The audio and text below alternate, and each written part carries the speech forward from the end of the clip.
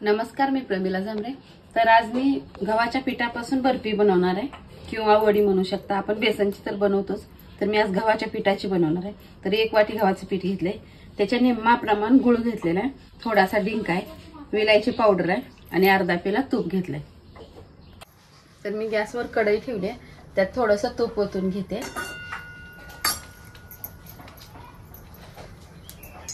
तर मी थोडासा डिंक घेतलेला आहे, ते डिंक अगोदर तुपावर भाजून तळून घेते।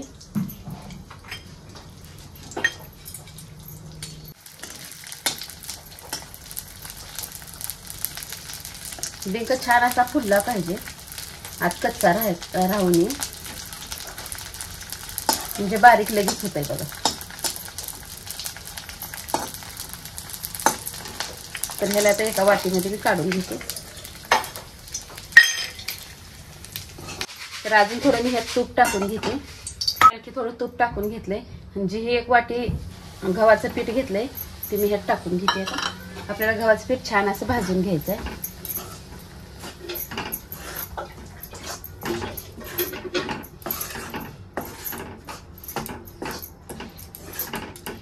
ह्याला जर तूप कमी वाटत असलं तर अजून आपल्याला ओतून घ्यायचं आहे ह्यात। तर मी थोडंसं उगं ठेवलंय तूप, बाकी सगळं ओतून घेतलेलं आहे।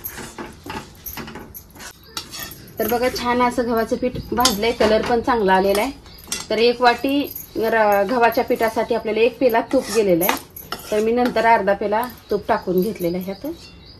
आणि ती डिंक आहे का, ती पण छान असा बारीक करून घेतलाय, ते डिंक पण ह्यात टाकून घेतलंय मी। आणि विलायची जायफळची पावडर करून घेतली, ती पण ह्यात टाकून घेते मी। आता मिक्स करून घेते ह्याला छान असं।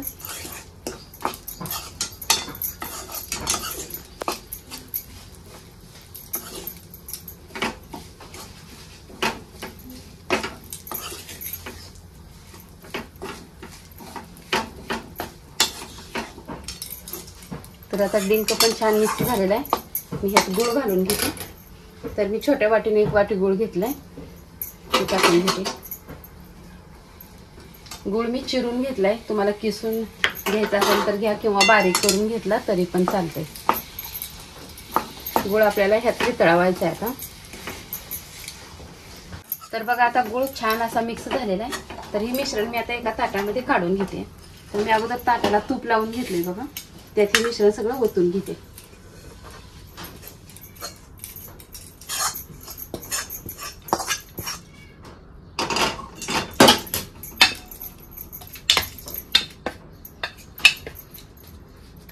गरम आहे तोपर्यंत आपल्याला ही थापटून घ्यायचंय। तर बघा अशा पद्धतीने मी वडी थापटून घेतली आहे। गरम आहे त्याच्यामुळे मी ह्याला हात नाही लावला। ह्याच्यावर जे तुम्हाला ड्रायफ्रूट टाकायचंय, काजू बदाम काय, तर ते तुम्ही टाकू शकता। मी आता गरम आहे तोपर्यंत कट करते, पण वडी एक 10 मिनिटानंतर उचलून मी तुम्हाला दाखवणार आहे। आता ही जास्त गरम असल्यामुळे। तर बघा अशा प्रकारे मी गुळ आणि गव्हाच्या पिठापासून वडी बनवले। तुम्ही ही बनवून बघा। माझा व्हिडिओ जर आवडला तर नक्कीच लाईक करा, सबस्क्राईब करा। फेसबुकवर बघत असाल तर फॉलो करा।